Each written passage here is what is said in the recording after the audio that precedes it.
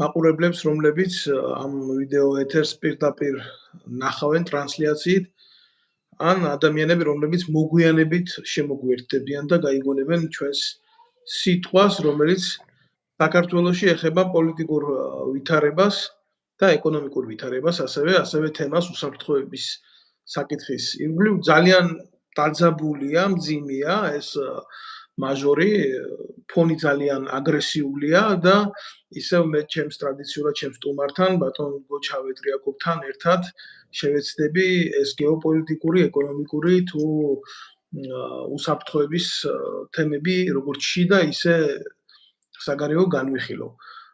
ბატონი გოჩა, როგორც მოგეხსენებათ, ამერიკაში ცხოვრობს უკვე წლებია, მე საფრანგეთში ვიმყოფები, ქართული ოცნების და ნაციონალური მოძრაობის კოლაბორაციის დამსახურებით ვარ პოლიტიკური დევნილი, თუმცა ჩვენი გული ჩვენ სამშობლოში ცხოვრობს და დღეს ჩვენ მშობლიურ ენაზე ვაცოცხლებთ ჩვენს გულს და ვესაუბრებით ჩვენს მოსახლეობას. მოგესალმებით, ბატონო გოჩა. მოგესალმებით, ბატონ დავით, მადლობა დაბგენისთვის. ემიგრანტის ხვედრიც ეგ არის, რომ უნდა ვიფიქროთ სამშობლოზე, სხვა გზა არ არის. ეს ერთადერთი სამშობლო ჩვენ ეგ გაგვაჩნია. რა თქმა უნდა, 2.800.000 ემიგრანტია, ბატონო გოჩა, უკვე ამათი მანკიერი პოლიტიკის გამო დევნილი სამშობლოდან სხვადასხვა მოტივებით, ასე რომ არც პირველები ვართ და არც უკანასკნელები, მაგრამ ტკივილი ხო გულში რჩება, ეს ხვარსად არ მიდის.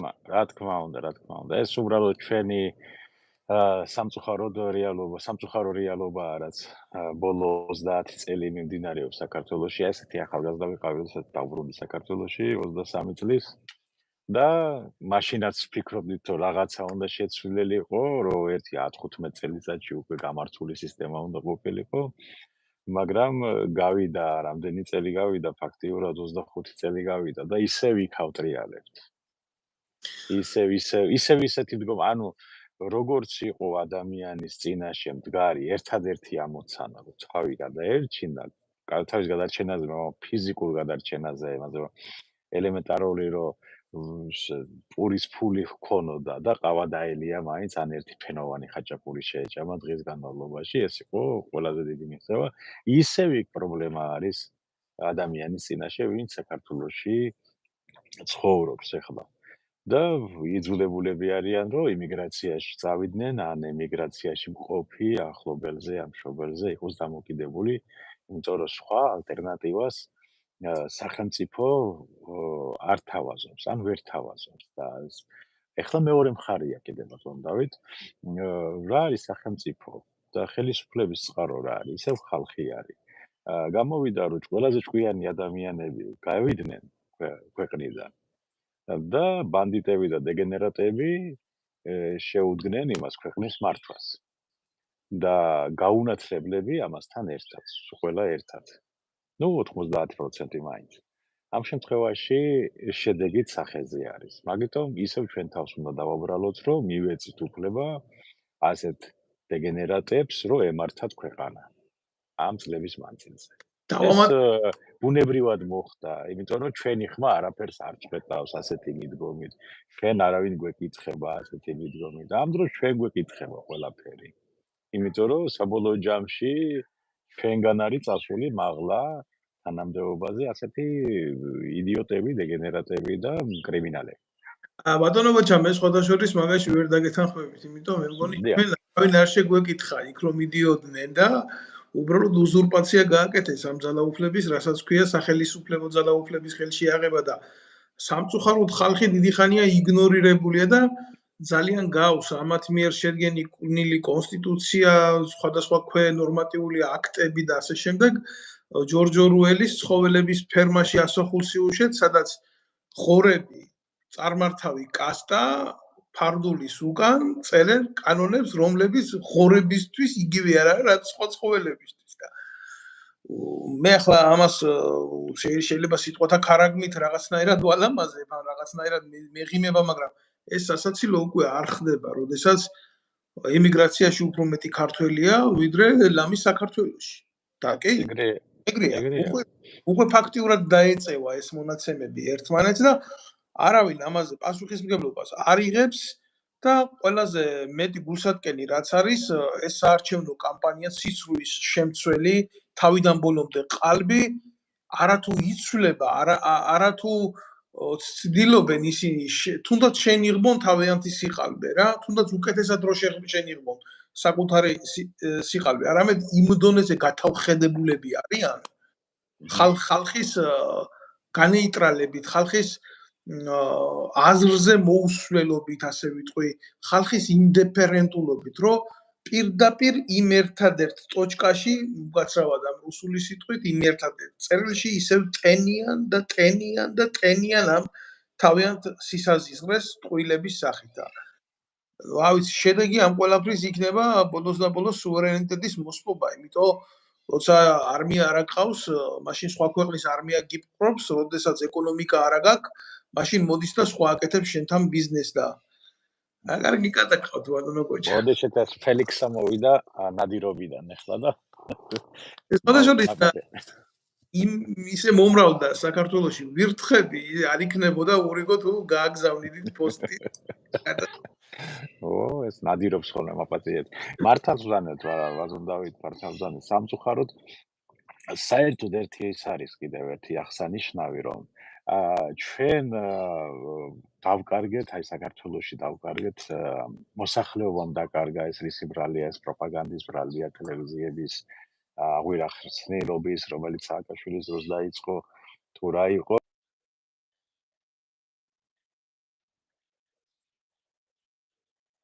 თავისე ნუ როგორ ითქვა თითქოს სიცხე და ხორცი გვეჯდა რომ აი რაღაცა გვტყიოდა ჩვენი ქვეყანა გვტყიოდა მოკლედ იქ სადღაც ხდებოდა ესე იგი ეს მეც მეხება აი ხდება რაღაც მოხდა აფხაზეთში რაღაცა ის მეც მეხება და ვალდებული ვარ რაღაც მორალური ვალდებულებაც ქონდა რომ რაღაცა მოგვემოქმედებინა ეხლა რაც არ უნდა ხდებოდეს სამწუხაროდ ვერ ხედავ იმას რომ აი მოქალაქეები აი უკვე გადავიდნენ ცოტა აგრესიულ ნაბიჯებზე საკუთარი ხელისუფლების მიმართ. რომ ხელისუფლება მოიქცეს როგორც წესი და რიგია, ეს არ ჩანს. და ეს მუხტი არის გასული ქვეყნიდან. და დარჩა მარტო პატარა მუხტი. და სამწუხაროა ეგა რომ აი ეს გამჯდარი არ არის ჩვენ საზოგადოებაში მთელი საქართველოს პრობლემა.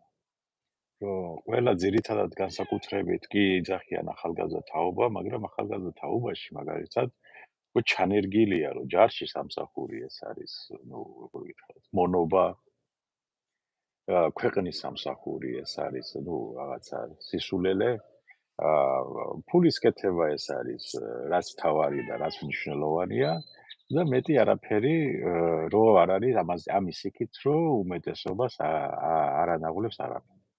აი ეს კატეგორიაც უკვე არის ჩვენ ქვეყანაში სამწუხაროდ ჩამოყალიბებული. მაგრამ მე მინდა უფრო ალტერნატიული რეალობა შემოგთავაზოთ. თქვენ აი ის რეალური პრობლემა, რაც თქვით ახლა რომ აი ეს ჩანერგილი არის თაობებში რომ ჯარში სამსახური ესე გეთანხმებით სულიად, მაგრამ ახლა დამიკავშირდა ერთ-ერთი ევროპული ქვეყნიდან ჩვენი ემიგრანტი სამხედრო ნაუმარი აფხაზეთში, ნაუმარი აგერ 2008 წელს რაც ომი ჰქონდა და მანამდე ცხინვალში. სამი ომის ვეტერანია კაცი. და აი ძალიან მოკლედ რო გაგცეთ პასუხი და მე ანალიზი გავაკეთოთ ამაზე. უფრო სწორად პასუხი კი არ უნდა გაგცეთ, უნდა შემოვაგებო თქვენს მიერ ნათქვამ რეალობას უფრო სერიოზული არგუმენტი რა. რაც ხდება мотиваტორი ალბათ იმისი, რომ საზოგადოების უფრო ახალგაზრდა თაობის ცნობიერებაში მოკლან სამშობლოს მიმართ სამსახურის ეს ყველაზე ურთულესი ფორმა, რასაც ქვია შეერაღებულ ძალებში მსახური. ნუ ესე იგი ჩამოთვალე, რომ სამი ომის ვეტერანია რა. მეუღლე ყავდა დაავადებული. მეუღლეს მკურნალობაზე უარი უთხრა სახელმწიფომ. ვერ უმკურნალებდო. პლუს ამას სამაჩაბლოდან დევნილია ეს ბიჭი. მეუღლე გარდაიცვალა, გესმით? დარჩა სამი შვილი.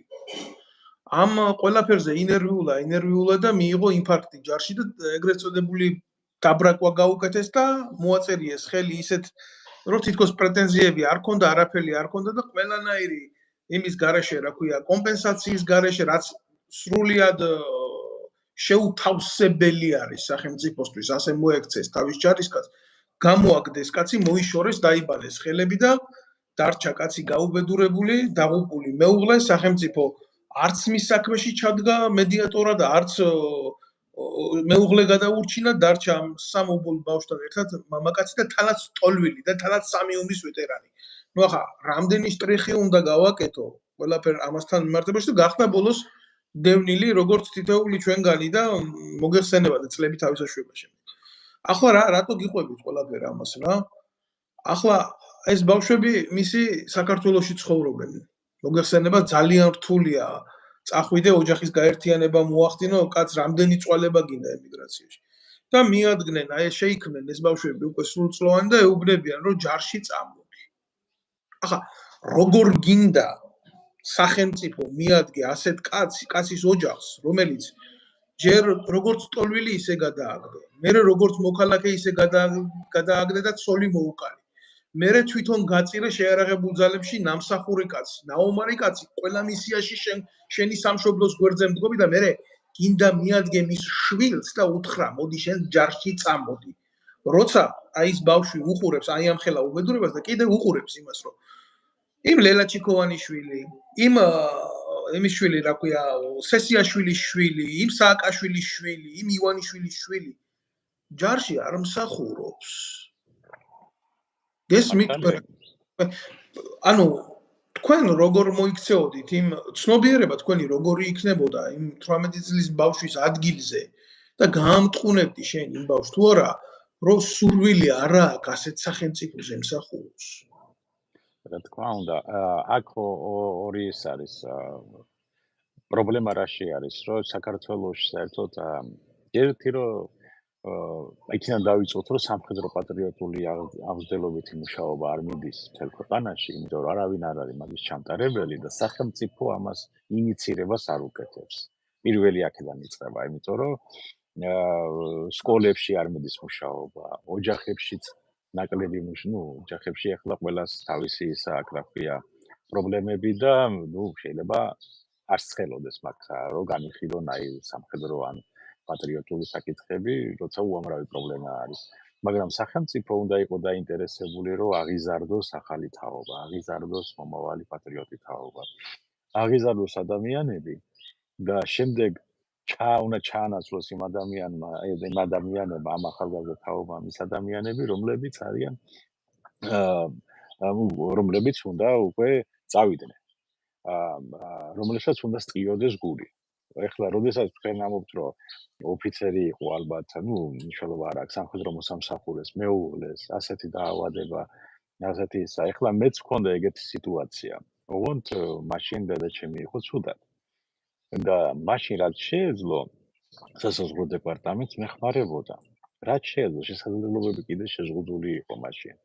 მაგრამ ექიმთან მისვლა, ან ტომოგრაფიის გადაღება, ან რაღაცა პატარ-პატარა წვლილმა, რომელიც საკმაოდ დიდი იყო ჩემთვის ის თანხები, მაგაში მეხმარებოდა არა თანხით, არამედ რომ მისულიყავით ჰოსპიტალში ექიმთან, ან რაღაცა გაგვეულო კონსულტაციები, ან რაღაცა დანიშნულება მიეცათ. და მაშინ რაღაცა კიდე არსებობდა.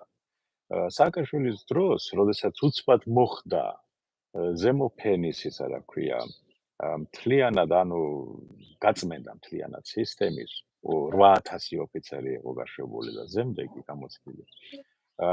ესე იგი, მე შემდეგ მოვიდა თაობა, რომელებიცაც ეს როგორ გითხრათ, ახალგაზრდული სიხისტე და დამოკიდებულება მე ვარ უფროსი და მე ესე იგი ჭკვიანი ვარ და შენ ახარ უმცროსი და შენ ახარ სულელი, ეს გაუჯდათ მთელი ამ პერიოდის მანძილზე. და შემდეგ მოხდა ისე, რომ ეს მისიებში წასვლა, ეს მაიმუნობები, რომლებიც დაინერგა უკვე და ამას უკვე აღვირახესნილობა არავინ არ აკონტროლებდა.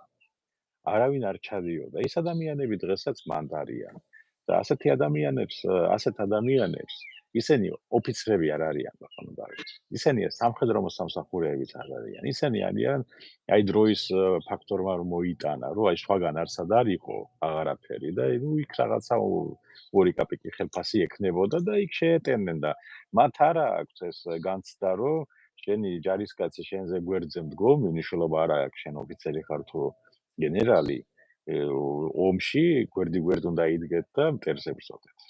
და ერთმანეთს უნდა დაეხმაროს. და მაგნაირი ხალხია ზუსტად მე იმ მიტინგების დროს თავში რო ურტყამენ დუბინგებს ერთს მეორეს და რო უგლეჯენ და პასუხისმგებლობას რო ვერ იღებენ და ის რო გადაგვარება მიდის სახელმწიფოს არ გავს ჯარი არ გავს და ახლა ნუ მაგაზე ლაპარაკი მე ვფიქრობ რომ ძალიან შორს წაგვიყვანს მაგრამ იცით რა არის მე ალბათ ვფიქრობ რომ თანასწორობა აი მაგალითად საფრანგეთში როცა ვცხოვრობთ ჩვენ ყველამ ვიცით მნიშვნელობა არ აქვს ამაში მიგრანტი ხარ მოქალაქე ხარ თუ ვინცა ხარო ამ ქვეყანას აქვს დევიზი თავისი სახელმწიფოებრიობის რა და ერთადერთი დევიზი იმ სამთაგან არის თანასწორობა ну ანუ მე რატო ბრუნდები ახლა შეიძლება ფრანგული და ქართული მენტალიტეტი და სახელმწიფო განსხვავებული იყოს მაგრამ თუ ჩვენ გვინდა ევროპული სახელმწიფო და არა ისე ხა ეს რო ყვერიან თბილისის ქუჩებში ჩვენი გზა ევროპისკენ არის და მგზავრები რაღაცა იმაში ქორწილში არ იმღერებს და ესე დონეზე არ შეიძლება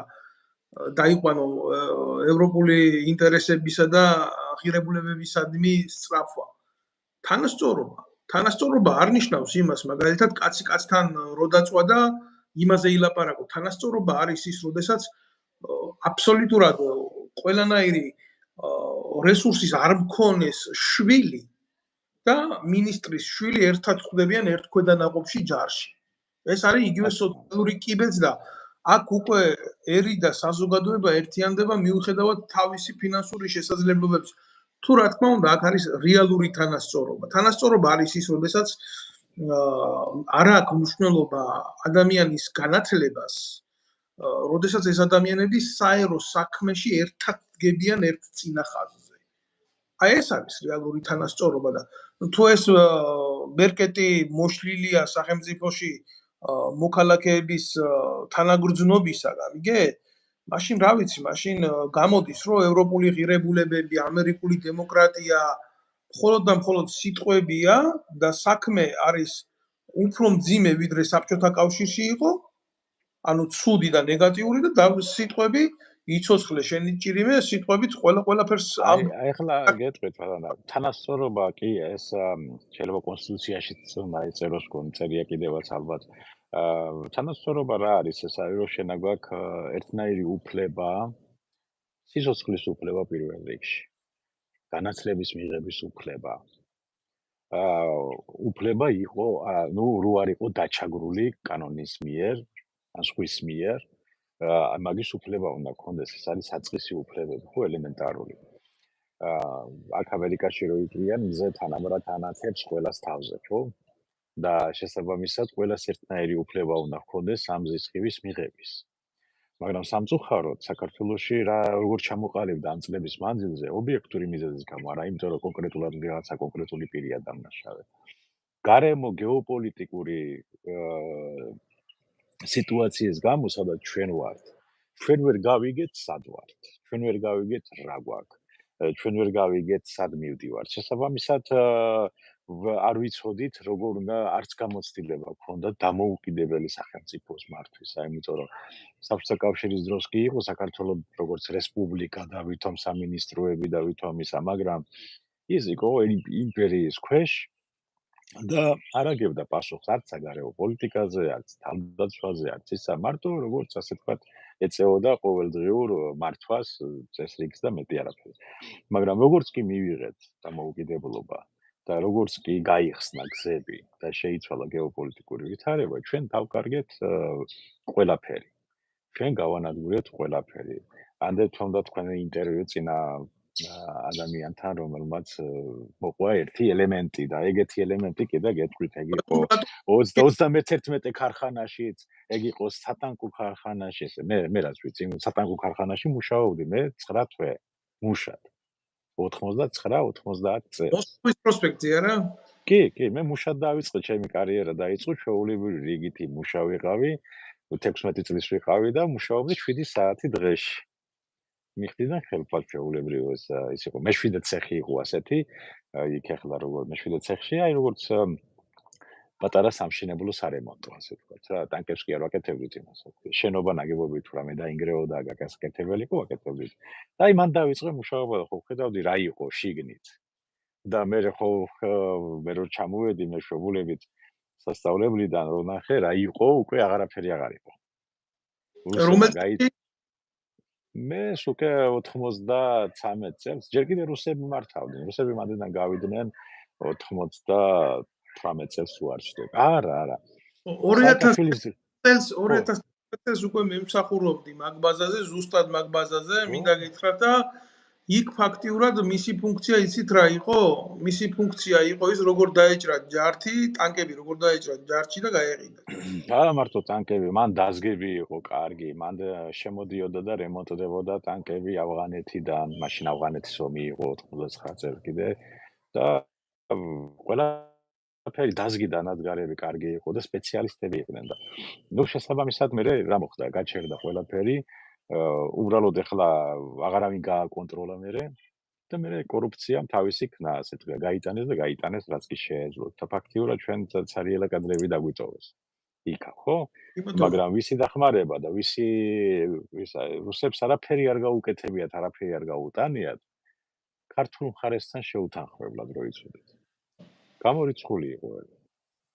შესაბამისად ყველაფერი რაც გაიტანეს და რაც გააკეთეს, თუ ქართულ მხარესთან შეთანხმებულად ყველაფერი ორგანიზებული.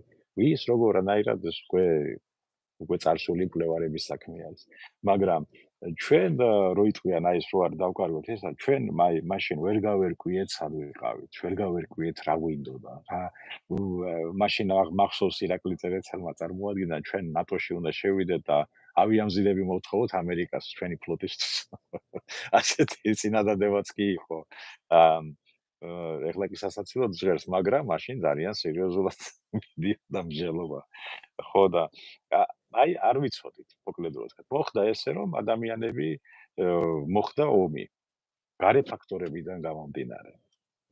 ნუ რა ვის ნუ ეგონება რომ ეხლა ჩვენთან 9 აპრილს ჩატარდა მიტინგები და მოსკოვს შეეშინდა და დაიშალა საბჭოთა კავშირი. საქართველოსთან დაიწყო რღვევა. აი ეგრე არ არის. საბჭოთა კავშირი დაინგრა მოსკოვში. მათ რუსებმა გადაწყვიტეს რომ დაენგრიათ და დაანგრიეს. ნუ ელცინის თამადობით და მთელი მისი ასე ვთქვათ კრიმინალური დაჯგუფების რომელიც დღემდე მართავს იქ.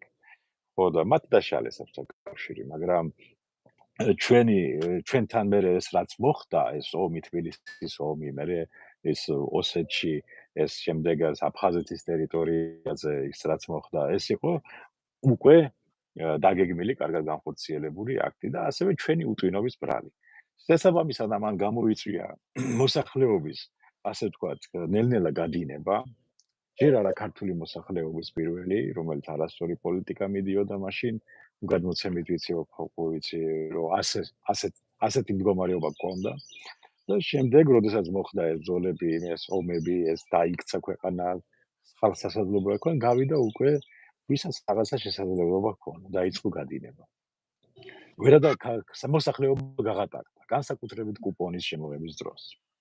ვიღაც აიძახეს რომ კუპონმა ეს ვითომ დამოუკიდებლობა გაგვიტკიცა. პირიქით, კუპონმა გააღატაკა მოსახლეობა.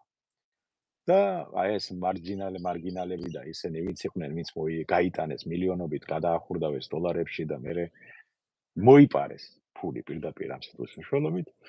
ამან გააღატაკა მთელი მოსახლეობა. ჩვენთან ვერ ჩამოყალიბდა საშუალო ფენა, ბატონო, და ეგ გემიყვარს. საშუალო დამოუკიდებელი ფენა ადამიანების, რომელიც დამოუკიდებლად აზროვნებს, მას აინტერესებს ყველაფერი.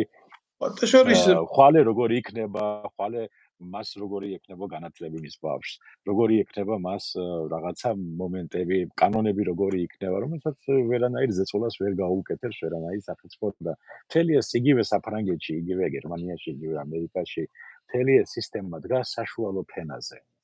დამოუკიდებლად მოაზროვნე განათლებულ ადამიანებზე. გოჩა, რა მინდა რომ თქვენ კუპონები ახსენეთ და შეიძლება სასაცილოდ უყურებს, რა თქმა უნდა, ამ თემას. რიგითი ადამიანები, სახელმწიფო მილიონერები გახალ. თავიდან მე მახსოვს კუპონის სყიდვის უნარიანობა ძალიან მაღალი იყო, ეს დაგეგმილი იყო წინასწარ ამხელა ბლეფი და შემდეგ უკვე გაუფასურდა განსაკუთრებით ძალიან, მაგრამ ამავდროულად რა მინდა იცით რომ თქვა აი იმ კუპონზე მაგალითად დღეს რო სახალხო დამცველად გვიზის იოსელიანი მამამისმა კუპონებზე იყიდა მცხეთაში ელექტროჰესი ეს მარტო ეგ არაა, ბევრი მილიონებს შეულობს და ეს ხალხი მე ასე შემთხვევით კი არ ხდებიან თანამდებობის პირები ისინი რაღაცა გარიგების მონაწილეები არიან ისინი ჩართული არიან ხალხის ძარცვის ფერხულში უკვე წლებია ოჯახებით და უკვე აი ამ ყველაფერმა იყო ფეოდალური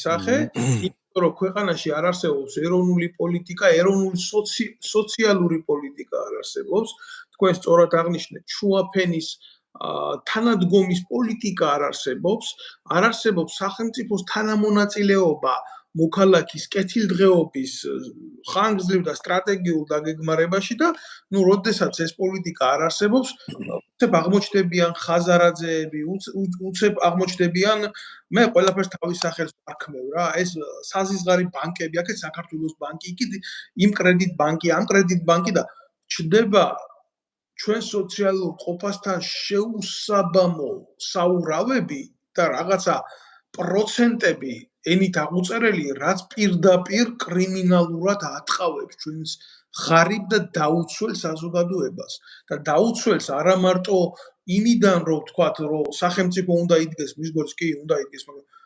ფსიქოლოგიურად ცნობიერებითად გონებითად ეკონომიურად და ბევრი მიმართულებებია დაცვის სახელმწიფო არ იმყოფება არც ერთი გამოწვევის პასუხად გარდა იმისა რომ ხელისუფალი რომ მოდის დგება ჯდება ჯიპში იხურავს კარებს იცვამს კოსტუმს გამოდის პარლამენტში იცის რომ უნდა ჩაატაროს თავისი რეჩი და მე ვხედავთ იმ რეალობას რომ 10,000 ლარს იღებს თვითონ ხელფას და პენსიონერს აქვს 200 ლარი აი ასეთი უბსკულის წინაშე ვდგებით ბატონო გოჩა მე ზუსტად მესმის ეხლა თქვენ ლაპარაკობთ მაგრამ ბევრი დასვამს ამ კითხვას კონკრეტულად რა კონკრეტულად ეს როდესაც სახელმწიფო არ დგას მის მაგივრად უკვე გადაცმული ქურდები ძარცვავენ და აღატაკებენ მოსახლეობას და სამაგიეროდ ისპობა ხალხი ისპობა მოსახლეობა და რჩება მხოლოდ დაწინაურებული კასტა და რჩება მხოლოდ ელექტორატი და ფეოდალები და ფეოდალების შვილები და ფეოდალური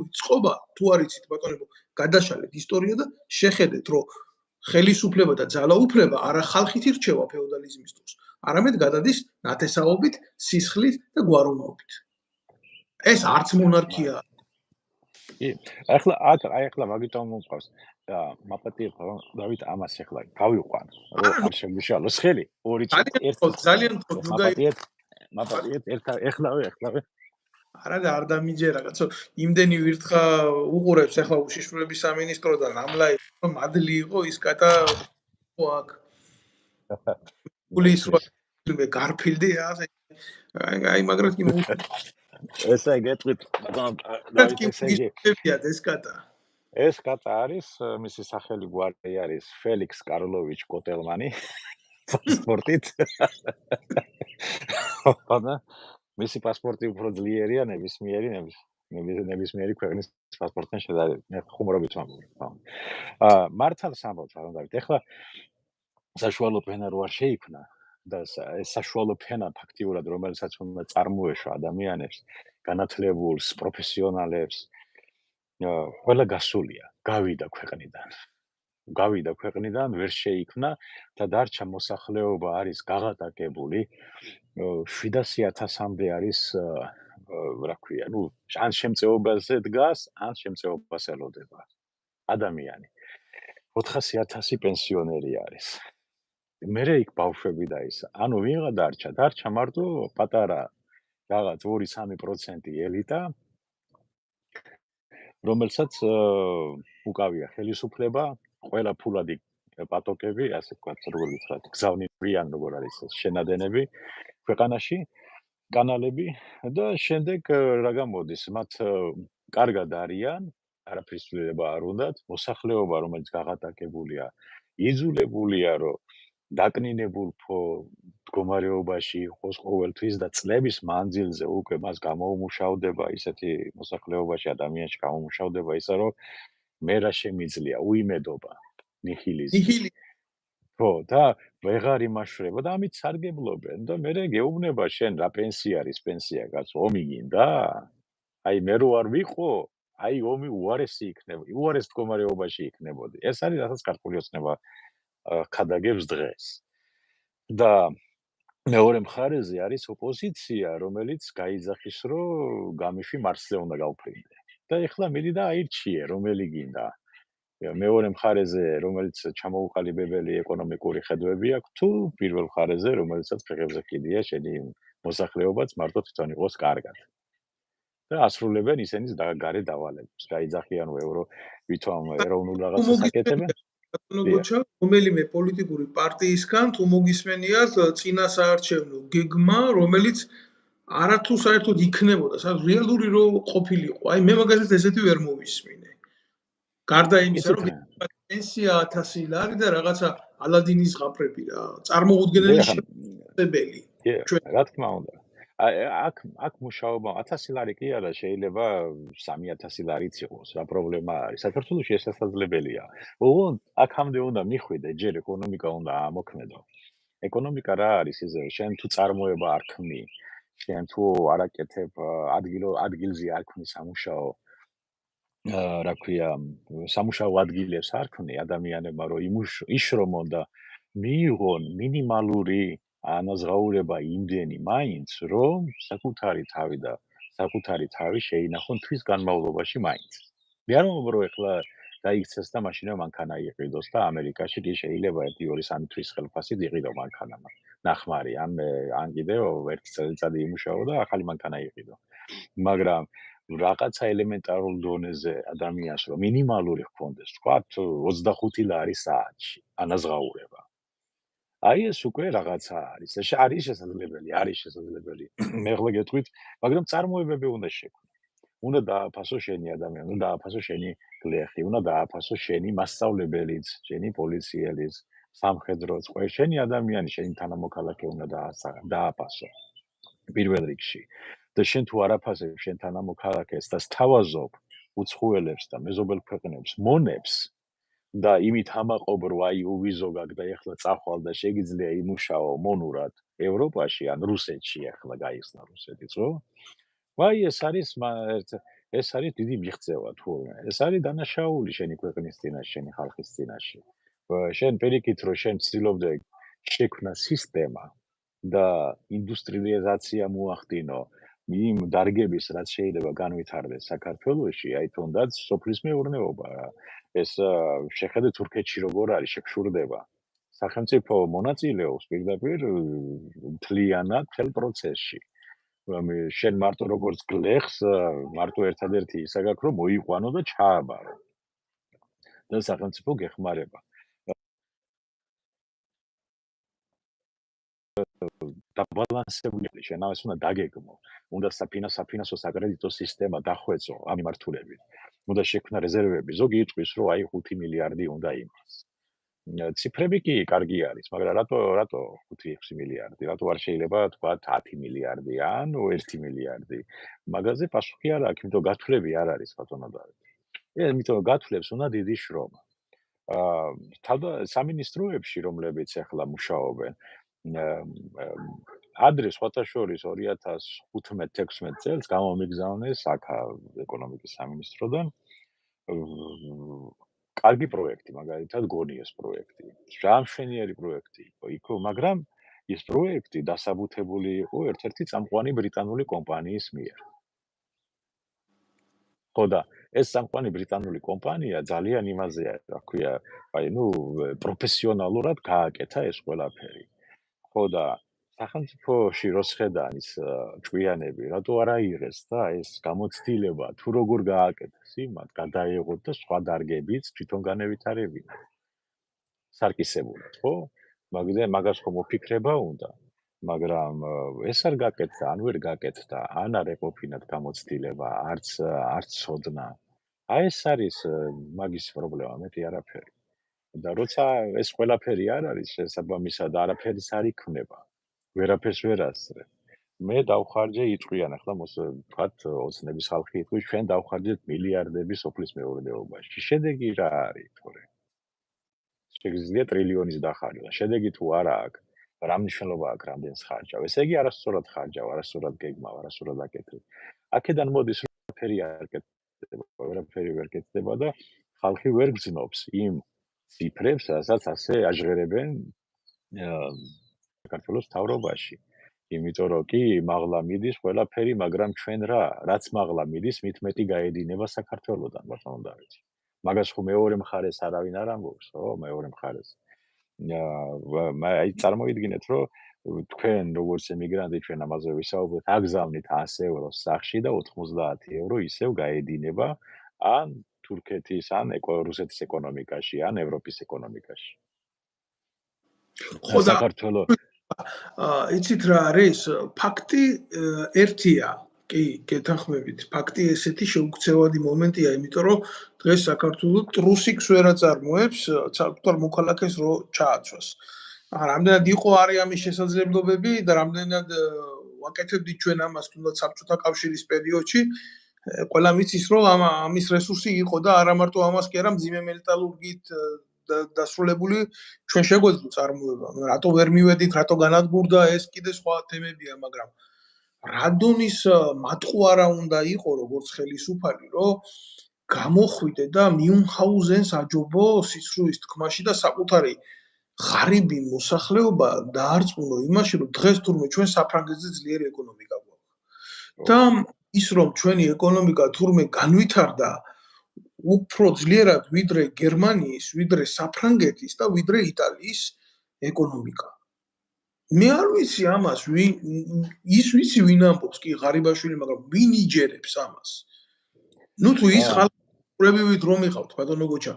მე მესმის, რომ ახლა კაც უჭირს და არა აქვს შესაძლებლობა და ბოლოს და ბოლოს ყველაფერზეა ხელის მომწერი, ოღონდ სახში პურის ლუკმა მიიტანოს, მაგრამ იმის შეგნებაც ხო უნდა კონდეს, პასუხისმგებლობა ხო უნდა კონდეს იმ ქართველ კაცს, რომ ხვალ და ზეგ მის შვილს მოუწევს ამ ტყუილებში ცხოვრება. რეზისტენციის ნულოვანი უნარი. ეს ტყუილი როგორც დაავადება, ისე ჭამს დღეს ქართულ საზოგადოებას. იცი რა, შენ შეიძლება არ მოგწონდეს ევროპული და ამერიკული ქვეყნების ბევრი რამე. გასაგებია, ჩვენ ეროვნული ცნობიერება გვაქვს და ჩვენ ერთს შეიძლება ბევრი რამე მივიღოთ, ბევრი რამე არ მივიღოთ სხვისთვის, მაგრამ არსებობს მათემატიკა და სხვათა შორის არა უმაღლესი, არამედ ჩვეულებრივი არითმეტიკა, რომელიც არ გაპატიებს შენ ტყუილს იმ ციფრებში. იმიტომ რომ მათემატიკა ზუსტი მეცნიერებაა და როდესაც ასე უხეშად ატყუებ შენ გაღატაკებულ მომსპარ მოსახლეობას, რომ თან შკაცშია უყურებ რა და იცი რომ იქ ვინც გიდგას ძალით არის მოყვანილი და აჯერებ რომ საფრანგეთზე ძლიერ ეკონომიკაში ცხოვრობს. რომ ის კაცი იქიდან რო წავა, თურმე სახელმწიფო ჩაერევა მის სოციალურ დაზღვევაში, მის სამედიცინო დაზღვევაში, მის უზრუნველყოფაში, გაათანაბრებს მის უმუშევრობას ადამიანის ნორმასთან, საცხოვრებელ ნორმასთან. ჩვენ არა გვაქვს ისეთი ფინანსური ინსტიტუტები, რომელიც მოქალაქის ცხოვრებას მიუხედავად მისი დასაქმებისა, აიყვანს შესაბამის სტანდარტზე, რასაც ცხოვრება უკვეთავს გამოწვევების მიხედვით. ამაზე არავინ არ ლაპარაკობს, ბატონო გოჩა.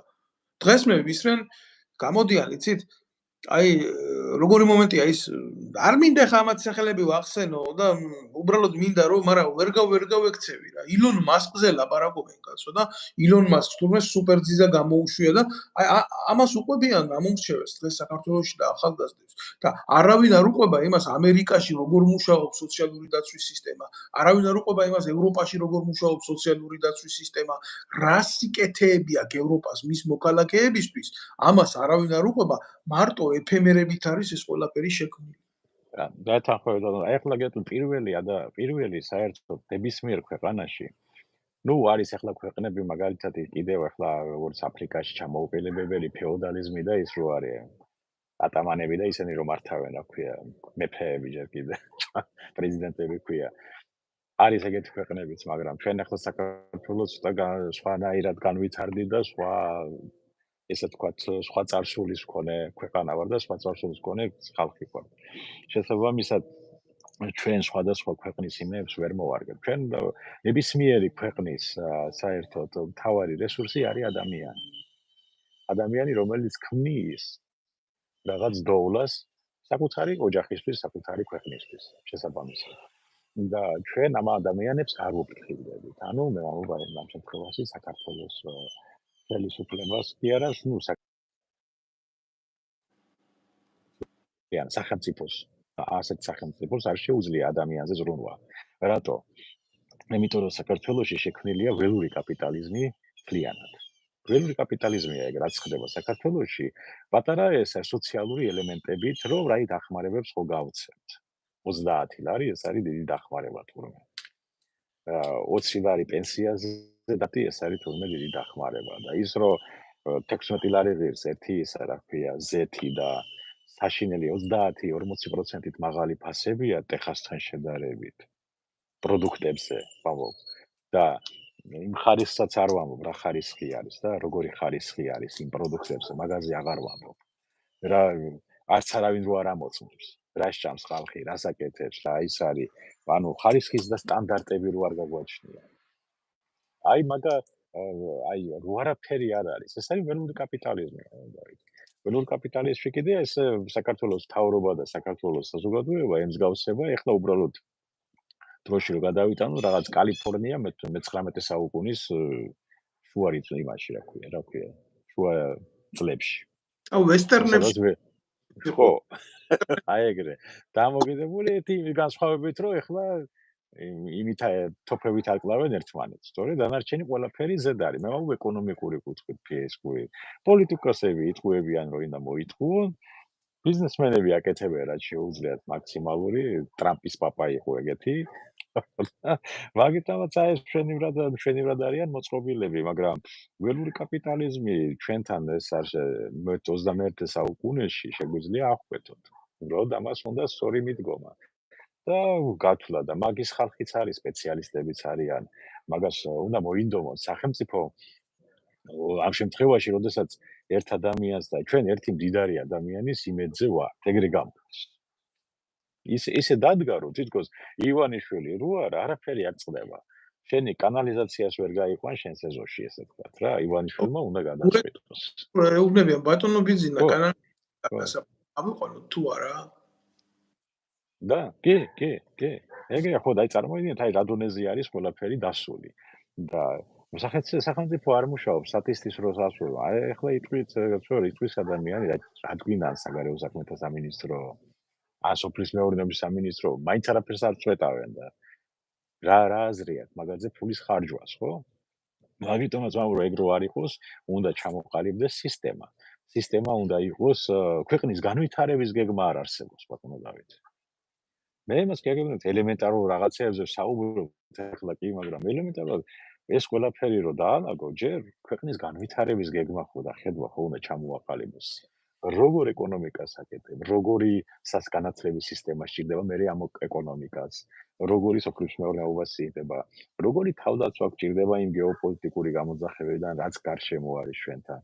შესაბამისად, როგორი უსაფრთხოების სისტემა გჭირდება, ან როგორი საზღვაო, ან როგორი საგარეო საქმეთა სამინისტრო, რა პრიორიტეტები, რა ის არის საფრთხეების შეფასება ბოლოს როდის მოხდა. 2012 წლის მერე ფონის საფრთხეების შეფასება საქართველოში არ ჩაუტარებია და უშუალოდ საბჭოს საერთოდ შეკრებილას ამის განსახილველად ბატონო ბოლო წლების მანძილზე. ოდიშ გიხდით, მაგრამ მე უნდა ვთქვა რა ის იმას რასაც ვფიქრობ. მე არ ვიცი საერთოდ უშიშროების საბჭო რატო გჭირდება. ასეთი ლოგიკით, მაშინ თუ არ გჭირდება საგარეო საქმეთა სამინისტრო, რაში გჭირდება უშიშროების სამინისტრო? ყველაზე დიდი მტერი დღეს ქართული საზოგადოების და ხალხის იმ რა თქმა უნდა შრომელმოქმედი მასის, ასე ვიტყვი, არის თვითონ საქართველოს ხელისუფლება და ფსევდოოპოზიცია. არანაირი ჩვენი მეზობელი, რომელსაც შეუძლია დღეს მოახდინოს ჩვენი ტერიტორიის ანექსია, დამერწმუნეთ, მე 100%-ით უფრო ლოიალური იქნება ჩვენი საზოგადოების მიმართ, ვიდრე დღევანდელი ხელისუფლება და დღევანდელი ოპოზიცია. არა იმიტომ, რომ მათ შეიძლება ჩვენი საზოგადოების წევრები უყვარდეთ, არა. იმგენმა იციან დამოკიდებულება მშრომელ მასასთან და იციან რომ თუ მშრომელ მასას არ მიეცი მინიმალური თავის ის მშრომელი მასა აღარ იქნება და ვეღარ მოგემსახურება. და დღევანდელი ხელისუფლება და დღევანდელი ოპოზიცია აკეთებს ტოტალურ ექსპლუატაციას ჩვენი საზოგადოების. ამათ უნდათ ამას ამ განცხადებას არ ვაკეთებ მარტო ემოციურ ფონზე და ემოციურ სიტყვებად, არა. ჩვენი საზოგადოების გამოყენება მიდის როგორც ტუალეტის ქაღალდი, თუნდაც მერე არ იყოს. თუნდაც ერთჯერადი იყოს. და ამ ერთხელ მოვიდეს ბიძინა და შემდეგ რაც უნდა ის მოხდეს. აი ესეთი ინერციით და ესეთი ტონით მიექანება დღეს მთელი საზოგადოება, არავინ არ სვამს კითხვებს, თორე რა თქმა უნდა, უშიშროების საბჭო კი არა, მე თუ მკითხავთ საერთოდ კითხვაა დასასმელი, როგორი სახელმწიფო უნდა გქონდეს ჩვენ? საერთოდ რატო გავაუქმეთ რესპუბლიკური მოწყობის სახელმწიფო? ესეც საკითხავი არის, ან ვინ გააუქმა, ვინ ჩაიდინა ეს ყველაფერი? და მე ჩაიდინა, ვიცით ვინ ჩაიდინა. ვინც ჩაიდინა, ყველამ კარგად ვიცით და რა ვიცი, რესპუბლიკა სხვათა შორის ლათინური სიტყვაა ძველ რომში ამას, რა ვიცი, რომი დღევანდელი ამერიკის შეერთებული შტატები, ეს არის ანტიკური რომი, ოღონდ დღეს რო გადმოიტანო დღეს კარნახობს მთელ მსოფლიოს თავის პოლიტიკას, როგორც ამას აკეთებდა რომის იმპერია, ხო? და არ მინდა ახლა დავიძირო ისტორიაში, მაგრამ რესპუბლიკა ეს ლათინური სიტყვა და ნიშნავს ყველა საქმეს. ჩავეტრიაკოვის საქმეც არის, დავით ნემსაძის საქმეცაა, პლატონას საქმეცაა, ჯუმბერას საქმეცაა და თუ მე ისეთი სახელმწიფო მაქვს, რომელიც ჩემი საქმე არ არის, რიგითი მოქალაქის, ხო? თუ იმ ჯარში სამსახური არ არის ჩემი საქმე, თუ იმ გადასახადის გადახდა ჩემი საქმე არ არის, მაშინ ვისი საქმეა ეს სახელმწიფო? აი მე ვფიქრობ, რომ კარგია ამ ყველაფერზე ლაპარაკი, მაგრამ უნდა დავსვათ ზოგადად ქართველებმა კითხვა, როგორი სახელმწიფო გვინდა ჩვენ. მე ვფიქრობ, ვალონ დავით, აი 95 წლის კონსტიტუცია, რომელიც იყო მიღებული, ეს იყო საუკეთესო გამოსავალი საქართველოსთვის. დაბალანსებული საპრეზიდენტო და საპარლამენტო, ასევე სასამართლო ხელისუფლება. მეორე საკითხია, როგორი იყო რა ტიპის ადამიანი, მაგრამ თვითონ კონსტიტუცია იყო შვენიერი. პარლამენტი აკონტროლებდა ბიუჯეტს სრულიად და მინისტრები მე მახსოვს გადიოდნენ და კითხულობდნენ იმას, რა ქვია, აბარებდნენ ანგარიშებს პარლამენტს ნებისმიერ დროს, როცა გამოძახებდა პარლამენტის თავმჯდომარე და ეს იყო ბრწყინვალე კონსტიტუცია. ის რაც გააკეთა სააკაშვილი და ნაციონალების ხელისუფლებმა, გაამტკიცა ივანიშვილმა. რატო? იმიტომ რომ მხოლოდ ნაძირლებს შეუძლია ასეთ სისტემაში შესვლა. იმიტომ რომ წესიერ ადამიანს ვერ არც პოლიტიკაში მიასვენინებენ, ასე ვთქვათ რა, გლეხურად რო ვთქვა. არც ფულს მისცემენ და ყველანაირად შეუცდებიან გაისაკმან, გაანეიტრალონ. თუ ძალიან სერიოზული დახმარება არ მიიღე გარედან ან საიდანღაც, რა ქვია, რომელიც შეუძლებელია. მაგიტომ ეს საპარლამენტო სისტემა ასეთ ეკონომიკის პირობებში, საქართველოს რომელშიც არის დღეს, ეს არის უბრალოდ აი ნაძირლების და შარლატანების ესა რა ქვია, ეს თავშეყრა. ყველანი ერთად რო აიღო, ყველანი ერთად. მე პარლამენტში 90% ვერაფერს ვერ წყვეტავს, ან არ წყვეტავს. ერთი მითხარით ახლა მე აიღეთ ოცნებიდან ერთი 80%-ის ადამიანი ჩამოვთვალოთ და გავაკეთოთ რამდენი საკანონმდებლო ინიციატივა გაუკეთებია თითო პარლამენტარს. არც ერთი. ერთი-ორი ადამიანი აქტიურობდა. ხოთაშვილ კობახიძე აქტიურობდა, დინარაძე აქტიურობდა, ხელისუფლების მხრიდან. ოპოზიციაში ორი ადამიანია, ხოთაშვილის გოცირიძეც აქტიურობდა. აი თეთრზე 4-5 ადამიანი რაღაც საკანონმდებლო ინიციატივებს აკეთებდა. დანარჩენები ისთან ისე რა ქვია რა, ფულს რაში უხდი, კაცო, როგორ ახლა მე ეს ჩათვალეთ, რომ მოსახლეობა უხდის ფულს, არ ამზადებს. არაფერში. ბატონო გოჩარა, დიდი ბოდიში თქვენთან, მაგრამ ეს რა ვის თხოვ აქტიურობას? ვიღაცა დაჩიბერაიას? მაგიტომ აი ახლა გეტყვით.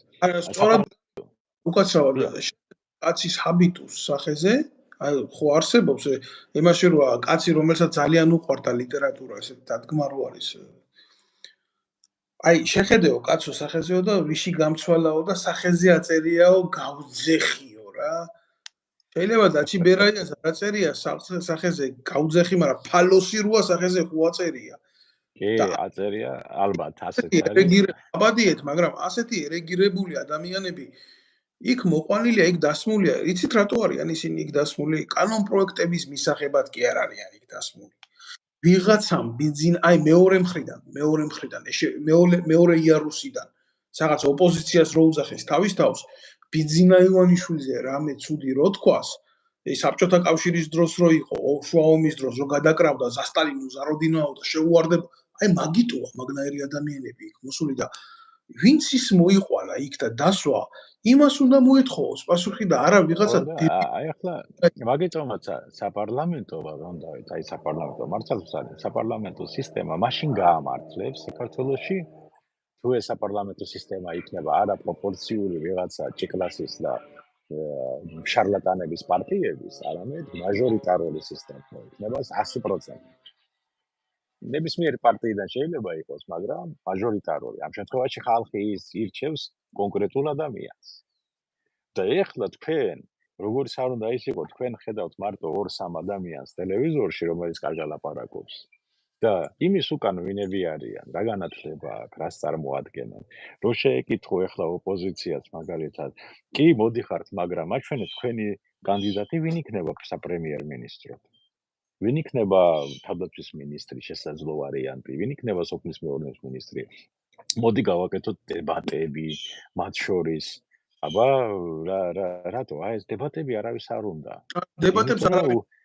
ხო, იმიტომ რომ ერთ მხარეზეც უტვინოების ხედან და მეორე მხარეზე იმაზე მეტი უტვინოები კიდე და ეს ხო გამოჩნდება. ვერ წარმომიდგენია, მე ვერ წარმომიდგენია, რომ დემოკრატიისკენ მიდიან იძახიან დეკლარირებულად დემოკრატიისკენ მიდიან. ნებისმიერ ქვეყანაში, აი მაგალითად საფრანგეთში, ნებისმიერი პოლიტიკოსი, რომელსაც აქვს იმის ამბიცია, რომ საზოგადოების უსაფრთხოებაზე აგოს პასუხი ან იყოს გამოწვევის სიმაღლეზე, ხო? ვინმე ბრალი რო დადოს ქუჩიდან, ვინმე ჩვეულებრივმა მოქალაქე. აი ისეთ მძიმე საკითხებში, თუნდაც როგორშიდაც ახლა მე ვდებ ბრალს იმას ნებისმიერ ნაცან ქოც დეპუტატსთან. აი იცით რა მოხდება? ან ამაზე პასუხს გასცემს ოფიციალურად, ან შედგება დებატები ამის შესახებ. ან წინააღმდეგ შემთხვევაში აღიზრება მასე სისხლის სამართლის საქმე და ცირისწამების გულისთვის დიდას უტირებენ იმ მოქალაქეს. მე რა ვერ გამიგია, იცი? დაწყებული 24 საათი აი ამათ გინებაში, ლანძღვაში, არა, არგუმენტირებულად, აი მთელი მასალა მიდევს აქ საბუთების, მაგრამ ესე იგი, ყველა იმალება. ამათ რა გონიათ, იცი? დაემაგინონ დედამ თავარია ამ ტრიბუნაზე გამოსვლა, პოლიტიკურ ტრიბუნაზე რეჩის წაკითხვა, ეს გონიათ რაღაცა რიტუალი შამანისტური, რომ ეს არის მარტო პოლიტიკისთვის საკმარისი. არა და ის დემოკრატია თუ გინდა, ის წესი მისი უნდა ცნო. დებატების წესი ეს არის გამჭირვალობის ერთ-ერთი ბერკეტი. ესე იგი, ერთმანეთში დებატები არ უნდათ. გახარია ემალება იმას, რა ქვია, ხაზარაძე ემალება ამას, ეს ემალება იმას, ეს იმასთან ლაპარაკობს.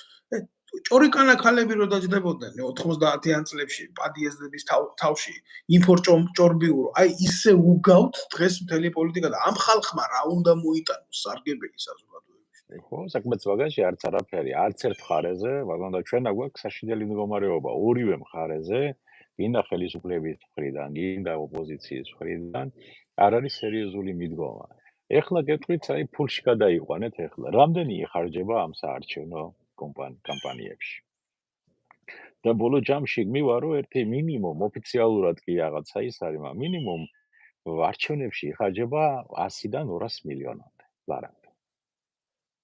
მინიმუმ. და ეხლა თქვენ წარმოიდგინეთ, რამხელა ფული უნდა ჩაადოს ადამიანმა, წესიერმა ადამიანმა ეს ფული საიდან უნდა მოიტანოს? აი მანდარი ჩართული იქ მაგათ უკან დგანან კაზინოები ისა, მე რა ხალხი რა მედია სივრცე მათია, ყველაფერი მათია, მეტი რა. всё, ორჩა გათავდა, ეგენი ერთმანეთში იბრძვიან სალაფხავიზე, ვინ უფრო მეტი მივა. ეხლა შენ ჩაიწიე ცოტა და მე მინდამშვი, გამიგე? ხო, მე დამშვი, ეხლა მეც მინდა ცოტა. ან რაღაცა ვერ გაიყვეს. აი ეს ამასე მსგავსება ყველაფერი. მიჩოჩდი, ახლა ჩემი დრო არის. ხო და ბოდიში და ეს სალაფავი ვისი არის? ეს სალაფავი ჩვენი არის, გამიგე? ჩვენ ვქნით ამ დოულადს, რომ იმ ნაბიჯრებმა დღეს რო გდიან ახლა ხელისუფლებაში და მესენიც კიდე რომლებიც აპირებენ, ანუ როგორც მიხეილ ზადორნოვმა თქვა, იუმორისტი რო იყო რუსეთი, მხოლოდ ორი პარტია არსებობს სინამდვილეშიო, ვინც ჭამა და ვინც ვერ მოასწრო. აი ეს სიტუაცია გვაქვს ჩვენ. გეთანხმებით.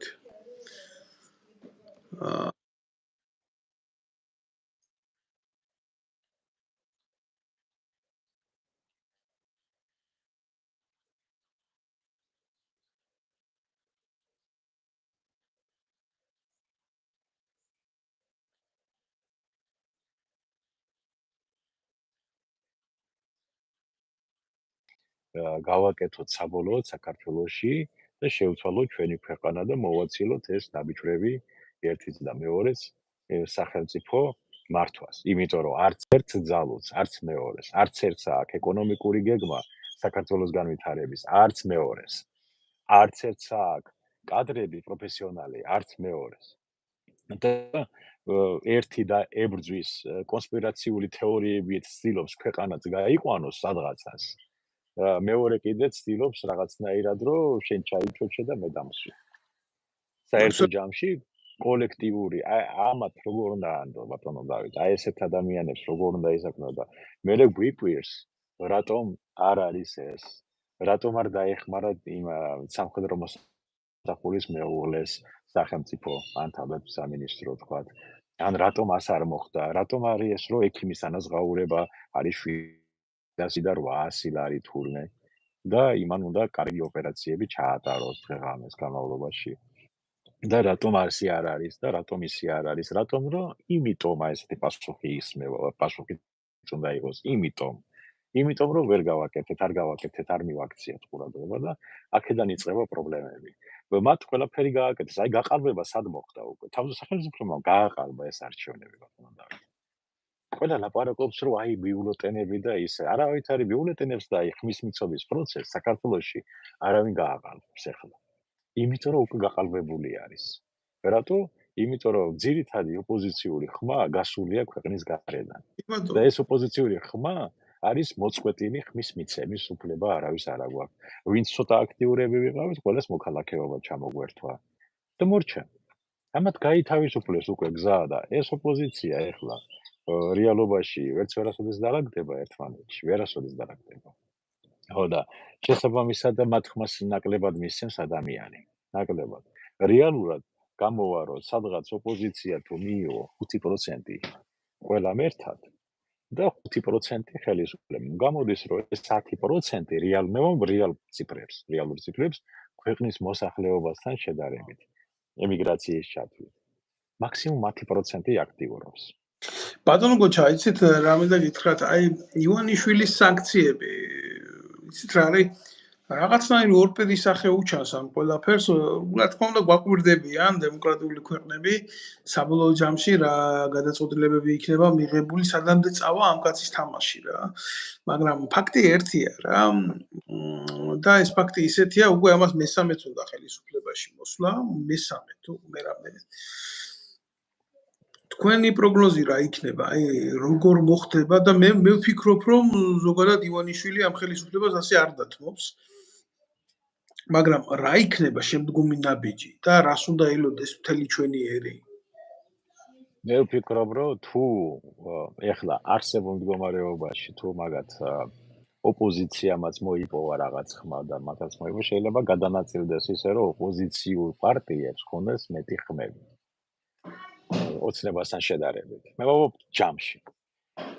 მაგრამ რომელი ოპოზიციური პარტია რომელთან ითანამშრომლებს და რა ისა მე გეტყვით ბატონო დავით ელემენტარულად ეხლა მე ვარ მილიარდერი ვთქვათ არა აგერ ოპოზიციური პარტია იბრძვის რაღაცისთვის მე მივალ და ვეტყვი მას რომ ახლა შენ 5 მილიონი დოლარი და იყავი კარგად კაცო დაგეხმარები კიდე რამეში იყავი ოპოზიციაში მლანძღე ყველაფერი და მორჩა ამით დამცველდება ყველაფერი იმას აუნაზღაურებს ყველა დანახარჯებს რაც არის ახლა შენ დამატებითი ფული, აგერ ასპარეზი, იმედზე მიდი, იქ მიდი, პირველ აღზე მიდი, ვილაპარაკე, გამოთქვი შენი აზრი ეკონომიკაზე, იმაზე და მორჩა, ეს ამით დასრულდება ყველაფერი. ხო, ნუ რეალობაში არა, აი გასაგები გითხარით ბატონო დავით, აიყვანეთ ნებისმიერი პიროვნება, კარგი, ახლა ოპოზიციაში აიყვანეთ და აი ახლა მითხარით, აი თქვენ თვითონ შეხედეთ, მითხარით, ვიღაცასთან რომ მივა ადამიანი, ნუ ეკნება ჩეკი ან ჩემოდანი ფული 1-5 მილიონი დოლარი, ახლა შენ გაშვები და ისაკენი. კი, მლანძღე რაღაცა უღონდ ზომიერად, კონსტრუქციულად მლანძღე. არა იღებს?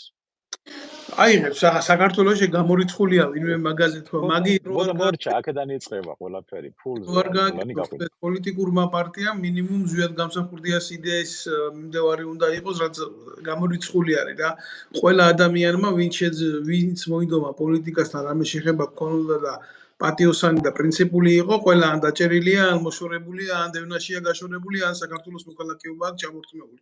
იქ იმ თემაში, რასაც ქვია არჩევნები, ხო? ყველა გასწრილია აბსოლუტურად ახლა. ვისაც უნდა სხვანაირად გამიგოს, მაგრამ ეგ აი მეთქენ ერთ ისტორიას მოგიყვებით, ეს იყო გახსოვთ მაშინ ლეიბორისტები და ნაციონალები და ისინი თბილისის არჩევნებზე რო იყვნენ. და მე საპარლამენტო არჩევნებზე რაღაც მაშინ სააკაშვილი იყო სამოქალაქო კავშირის თუ აღარ მახსოვს რა იყო, მოქალაქეთა კავშირის ლიდერი იყო სააკაშვილი. ხო და ისხდნენ ეს ლეიბორისტის ლიდერი ბატონი სააკაშვილი და ერთ-ერთ კაფეში უნივერსიტეტთან მაღლა იყოფდნენ ხმებს, შენამდენი მიამდენი. გამიგეთ? კი, მე ეს სიტუაცია დარჩა დღემდე. ხო, ნუ ახლა ის იაგო ხუჩიები და ეს ირმაინაშვილები და ეს ეგრეთ წოდებული გოშია მორგოშიები და ესენი ყველა ივანიშვილს ნაყიდი ყავს წინასწარ როგორც ოპოზიცია ხა გადმოიანგარიშებს, მაგრამ იცით მე სხვა რაღაცას ვამბობ. დაუშვათ და ესეთი ფსევდო ოპოზიციით და იქეთ რადიკალური ოპოზიცია და ფსევდო ოპოზიცია, ეს სხვა სახელები მეტი არ შეიძლება უწოდო ამათ. მოვიდა რა ესენი სათავეში. ხო, ამას ხო შეხედავს დემოკრატიული ქვეყნები, რომ ეს ის არ არის, რაც უნდა იყოს, რასთანაც კავშირი უნდა კონდეს ამათ რა. ანუ მოხდება ამათი სახელმწიფოს სანქცირება თუ მოხდება საბოლოო ჯამში. ეხლა გეტყვით რა მოხდება სინამდვილეში საქართველოში მოხდება რამოდენიმე კაპიტალის გაერთიანება, იმიტომ რომ ვიღაცა არის კაზინოების ბიზნესში მაგალითად ეხლა არ ვიცი 52 მილიარდი არის ბრუნავს, ხო? კაზინოების ბიზნესში საქართველოში. იქ არის სხვადასხვა უკვე ჩამოყალიბებული ბიზნესები, გინდა უძრავ ქონებაში, გინდა ესენი ნელა ნომენკლატურები, ბიზნეს ნომენკლატურები ნელა ერთიანდება და მაგათი დაფინანსებული თუ იქნება რომელიმე პარტია, რომელიც უკვე ერთმანეთს გაუწევენ ანგარიშს. აი ეს მოხდება, მეტი არაფერი ბატონ დავით. და ბიზნესები, ანუ ელიტა იქნება სულ. და ხალხი იქნება სულ მონობის იმაში. ფეოდალიზმი მოხდება. კი. რა თქმა უნდა. მაგიტომ თქვენ იმას ჩვენ თუ გვინდა რაღაცა შევცვალოთ, ერთადერთი რა არის, რომ ემიგრაცია აქტიურად ჩაერთოს პოლიტიკურ პროცესებში.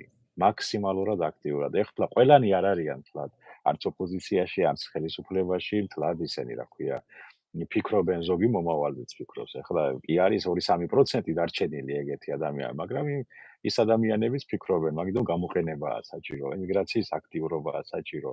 და მხოლოდ ასე შეიძლება რაღაცა ნელ-ნელა ნაბიჯ-ნაბიჯ შეიცვალოს. არა რევოლუციური გზით. რევოლუციური გზით ყველაფერი დაინგრევა. მაგიტომაც ეს პროცესი დროში იქნება გაწევილი.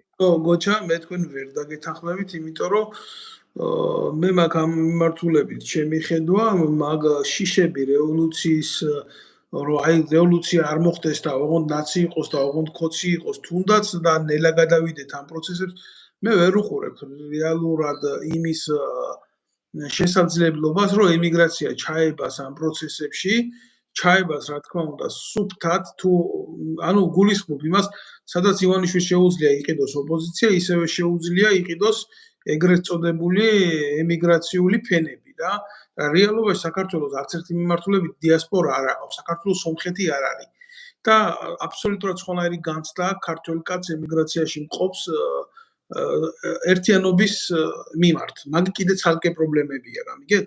ამიტომ ივანიშვილს შეუძლია ნებისმიერ მომენტში ეს დიასპორებად წარმოქმნილი თავისი კუკლები იყიდოს აქედან და დაიწყოს საბოტაჟის პროცესი მაგ მიმართულებით. მე მაქვს ესეთი შეხედულება ამ ყველაფერზე, ჩვენ გვჭირდება ტოტალური ცვლილებები. ცვლილებები როგორც სასამართლოში, ცვლილებები როგორც ეკონომიკაში, ცვლილებები როგორც კონსტიტუციაში და ტოტალური ცვლილებები არ მოდის აი ესეთ გადასვლებზე. როცა გიწევს პარალელურად ბრძოლა იქეთ დრაკონთან და პარალელურად შენ უნდა ათანხმო ამდენ სუბიექტთან. ეს შეუძლია მხოლოდ და მხოლოდ შეცვალოს ტოტალურმა სოციალურმა რევოლუციამ. კი, ესეც მართალიზანდებით ხო დავით? კი, საჭიროა ალბათ ესეც არის საჭირო. მე უბრალოდ გამოთქვი ჩემი აზრი იმაზე, რომ ეს იქნება დროში გაწერილი. რა თქმა უნდა, მე თქვენას პატივს ვცემ. დედასვიცა იმის თქმის არ იყოს რა, შეიძლება მე თქვენ ვოლტერს ეკუთვნის ესეთი სიტყვები, შეიძლება მე თქვენ არ გეთანხმებოდეთ, მაგრამ სიცოცხლეს მივცემ იმის გულისთვის, რომ თქვენი აზრი და შეხედულება იქნას დაცული და გამოხატულიო, მაგრამ უბრალოდ რა არის, იცით, იმდენად ვერაგები არიან ესენი. ამათ თუ უშველის მარტო ბრუტალური, ტოტალური რევოლუცია და ჩაუშესკუს მეთოდი ხანდახან ვფიქრობ რა. ეგაც შეიძლება გამართლებული იყოს, მაგას უკვე აღარ ვიცი, იმიტომ რომ რეალურად ეს ელიტების ომი არის ახლა საქართველოში, მეტი არაფერი. ელიტები ომობენ, ესე იგი, როგორც ესე ვთქვათ, ძველ ინდურ ჩანაწერებში ღმერთების ომი მიდის და ჩვენ კიდე კარტოფილს ვეძებთ, რომ საჭმელი გქონდეს, მეტი არაფერი. აი ეს არის რეალური სიტუაცია. ხო და ეს რო შეიცვალოს, ახლა მეორე მხარე არის, კიდე ჩვენ საგარეო მიმართულებაზე არავინ არ საუბრობს, აი მაგალითად არავინ არ საუბრობს აფხაზეთის პრობლემა როგორ უნდა იყოს მოგვარებული. სამაჩაბლოს პრობლემა როგორ უნდა იყოს მოგვარებული, რა გეგმა არსებობს. არის დეკლარირებული გეგმა, არის არ გაღიზიანების პროექტი, სხვათა შორის არ გაღიზიანების იმაზე, ჯერ კიდე 2014-ში გავაკრიტიკე ხელისუფლება, როცა 4-ზორია მოკლეს იმაში, რა ქვია, ზუგდიდში რო გადმოვიდა რაღაც აფხაზი მკვლელი და მოკვდა ჩვენი მოქალაქე, ხო? პირდაპირ. და მე გადავიდა უკან. წესიერ სახელმწიფოში იმ ადამიანს არავინ არ აცოცხლებდა აქამდე და იჭერდება ან ჩასვდნენ ციხეში ან გაანადგურებდნენ ფიზიკურად. ხო და აი როგორ შეიძლება ასეთი ადამიანები რა ქვია ჩვენ უნდა შევარჩიოთ ვინ ვის ვირჩევთ, მაგრამ ძალიან მნიშვნელობა აი მაგალითად მოსკოვს ვინ შეუძლია დაელაპარაკოს, რომელ ადამიანს ოპოზიციიდან. აი თქვა ჰიპოთეტურად ავიღოთ, ოპოზიციამ გაიმარჯვა. რომელი ადამიანია საქართველოში ოპოზიციაში გამოცდილი, რომელსაც შეუძლია დაელაპარაკოს ღირსეულად, არა თავდაწეული, რომელსაც არანაირი ბიზნესები და ისინი არ აერთიანებს, რა ქვია, ფულადი რაღაცა ინტერესი რუსეთთან, მოსკოვს ღიად. ან მაგალითად ბრიუსელს ვინ შეუძლია დაელაპარაკოს, რომ ჩვენი ასოცირების ხელშეკრულება არ გაუქმდეს და რაღაც ის ბენეფიტები თუ არის რაღაცა ეკონომიკაში, რომ ის მოდიოდეს. ან მაგალითად ბრიქსი, მე ჩავიხედე ახლა ბრიქსის ქვეყნების იმაში ეკონომიკური საკითხები, ჩვენ ბრიქსის ქვეყნებთანაც გვაწყობს ურთიერთობა, ასოცირებული, არა უმეტესი, ასოცირებული საკმარისი, რომ ჩვენ ეკონომიკას თუ ადგება, ჩვენ ყველანი უნდა გამოვიყენოთ, ხო? მაგრამ ამაზე ვინ დაელაპარაკება ამ საკითხებზე? სამხედრო თემაზე, სამხედროა ჩვენ რაც გვეხება უფრო ახლოს, რაც არის სამხედრო საკითხები, აღმშენებლობა, განვითარება, როგორ ჯდება საერთო ქვეყნის განვითარებაში? ამ ქვეყნის განვითარების გეგმა ეკონომიკური თუ არსებობს და თუ არსებობს, სად არის ეს მაკრო და მიკროეკონომიკური მაჩვენებლები, რომლის დაყრდნობითაც შენ უკვე რაღაც პროგნოზებს აკეთებ თუ როგორი უნდა მოხდეს ეკონომიკის განვითარება შემდეგი 20 წლის მანძილზე. და ეს ვინ უნდა შეათანხმოს მსოფლიო ბანკთან და საერთაშორისო სავალუტო ფონდთან. ანუ გაეროსთან. აი ეს ადამიანები, ეს კატეგორია ადამიანები თუ არსებობენ საერთოდ და იმათ თავში რა უყრია. ეხლა მეც მინდა აგერ ჰიუსტონი, აგერ აქვე არის კაცო, მაგრამ ეხლა რამდენიც არ უნდა ვირბინო, იქ ასტრონავტად არავინ არ დამნიშნავს და არ გამიშვებს ეხლა რომ დედამიწას გადავხედო ზემოდან. და ეხლა ახლა თქვენ იდეალური ვარიანტია, მე აბსოლუტურად გეთანხმები თქვენ მაგაში, მაგრამ მაგ არის ერთი დილემა. ჩემებურ ოპონირებას გავწევ თქვენ აზრთან. სწორად თქვა, აბლატონმა კამაჩი იბადება, ჭეშმარიტება და ასეცაა. ესეთი გეგმა რო არსებობდეს უკეთესი სახელმწიფოსთვის, თქვენი პოზიცია არის უკეთესი სახელმწიფოსთვის. მაშინ არ უნდა არსებობდეს ის ნაცია, ეს ქოცია, ის პროცია. იცით, მაშინ უნდა იყოს ერი იმ დონეზე შეთანხმებული, რომ პოლიტიკად კი არ უნდა იყოს და პოლიტიკურ პარტიებად ქცეული უკეთესი სახელმწიფოსთვის, არამედ იქ უნდა იყოს ერში ისეთი თანხმობა, რომ პარტიულ კუთხობრივ მნიშვნელობას არ უნდა აქცევდნენ ყურადღებას და რა დღეს მართალია. უყურებ მე პოლიტიკა მიდის არა იმისკენ, რომ დაახლოება, სინთეზირება, შეწყობა მოხდეს ერთმანეთში, არამედ განზიდვა, დაპირისპირება, შუღლი, დაბრალება, საოცარი რაღაცეები მესმის ბოდიშვილი უნდა ვთქვა რა. ამას წინათ მოვისმინე უშიშროების სამინისტრომ გააკეთა განცხადება, რომ ახლაო შეიძლება ვიდეოები და რაღაცები დამონტაჟდეს და გამოვიდეს და ჩვენო ინფორმაცია გვაქვს ამ ყველაფერზეო, რომ პოლიტიკური წრეებიდანო კეთდება. ანუ შუღლი ჩააგდო რა, ჩვეულებრივ როგორც ჭორი კანან დედაკაცი ჩადებს რაღაცას. ბიჭო, უშიშროების სამინისტრო ხარ. ამის დედავატირე. იმაზე თუ გაქვს ინფორმაცია, რომ ესეთი რაღაცა მზადდება. იმაზე თუ გაქვს ინფორმაცია, ვინ აკეთებს, როგორი შინაარსის ვიდეოები მზადდება შუღლის და ეროვნული იმის წაკინკლავ გამოდი და გააკეთე რეაქცია და დაიჭირე ეს. ისე ბატონ დავით, აი ახლა მაგას გამახსენეთ ეს რო უყურებს, ესე იგი გამოვიდა უშიშროების სამინისტრო, ჩვენ გვეუბნება მთელი ოპოზიცია ეს არის აგენტურა დასავლეთის ტრები და ჩვენ არ რაღაცა პროექტს, რაღაცა პროვოკაციას ამზადებენ და ჩვენ ეს ვიცით და მზადავართ აღკვეთოთ. ესე იგი გამოვიდა, რომ ეს არის პარტიული უშიშროება და არა ქვეყნის უსაფრთხოება. ის ვალდებულია ის ოპოზიციაც დაიცვას, ის სახელმწიფოება და სახელმწიფოც, ხო, ყველანი ერთად და იზრუნოს ასევე მოქალაქის უსაფრთხოებაზე. ეგეთ განცხადებებს პროფესიონალი სამსახური არ უნდა აკეთებდეს. ეს პრევენცია ვიღაცა იტყვის, ეს არის პრევენცია. აი კომუნისტების დროს იყო ეგა. პარტიის წინააღმდეგ ვინც წავიდოდა, იმათ თავებს აჭრიდნენ და იცოდნენ და ეს იყო მთავარი ამოცანა, ფეხებზე ეკიდათ სახელმწიფოში. თქვენ ბატონო, ეს იგივე გრძელდება. მიიჩნევთ, რომ დღევანდელი პოლიტიკური ასპარეზი ივანიშვილის დასასრულია ეს პოლიტიკის, მისი ჰეგემონიის და მისი ავტოკრატიის თუ არა? მე გეტყვით ახლა ივანიშვილი, აი ახლა გეტყვით ბატონ დავით, აი ახლა ივანიშვილი არ არის არც ავტოკრატი, არც ჰეგემონი. კი, ჰეგემონია ფინანსური კუთხით, იმიტომ რომ ფინანსები აქვს, მაგას ვერ უარყო. მაგრამ ივანიშვილი არის შექმნილი, თვითონ შექმნეს საქართველოში ეგრე იციან. უნდათ რომ ვიღაცა გაამართონ, ის არის მაღლა, ის არის უღლევს იქით, ის არის ეს და ბოდიში და საჯდომის ლოყვა ეს რა ვიცი, სისხლშია აქ თუ რა არის, ეს უბრალოდ შექმნილი არის უკვე. შეიძლება ის კაცი არც მონაწილეობს არაფერში ისეთში. მაგრამ ამათ შექმნეს ის თლიანად, რომ ის გააღმერთეს და ის არის მთავარი და ის არის ყველაფერი და მასზე გადაიტანეს პასუხისმგებლობა, მე კანალიზაციას არ ვაკეთებ, იმიტომ რომ მან დაბრუ არ მითხრა. გამიგეთ? ანუ მე მასთან მე ხლარ დავასახელებ, მყავდა მე მოადგილე ეგეთი, რომელსაც პერესტრახოვკა თუ არ გაეკეთებინა, თავის მოვალეობას ვერ ასრულებდა. იყო ობიექტური მიზეზიც, რომ ესეთი იყო შექმნილი. ანუ ინიციატივა დაჟჯადია. გამიგეთ? ასეთი იჯდა საქართველოში, ჯერ კიდე კომუნისტების დროიდან და ხო, ვიღავი შენთვის მიიღე შენი 120 იმანეთი ხელფასი და იღავი კარგად, გაანებე თავი რა, ინიციატივა არის ინიციატივა. ანუ ინიციატივა დაჟჯადია. ინიციატივა იმაში, რომ შენი საქმე აკეთო კარგად და პროფესიონალურად, ის რაც გევალება, რაშიც ეძებ ხელფასს, ეს თურმე დანაშაული არის. და ეს ზის ეთყობა საზოგადოებაში, ერთ ადამიანზე არ არის ეს ყველაფერი და ეს შეუძლებელია ერთმა ადამიანმა შექმნას ეგეთი გარემო. შეუძლებელია. ეს თვითონ საზოგადოება ქმნის იმას, რომ აი ბელადი გვინდა. მაშინ იყო ბელადი შევარდნაძე დაუჩოქეს, რა ვიცი, ყველაფერი, მერე სააკაშვილი გახდა ბელადი, მერე ივანიშვილი გახდა ბელადი და ეხლა კიდე ბელადების ძიებაში ვართ და პატრონების ძიებაში, ზოგი დასავლეთში, ზოგი მოსკოვში, ზოგი ჩინეთში და იმას ვერ უკვირდებიან, რომ ჩვენ საქართველოში ვცხოვრობთ და საქართველოა მთავარი და არა ბელადები და პატრონები.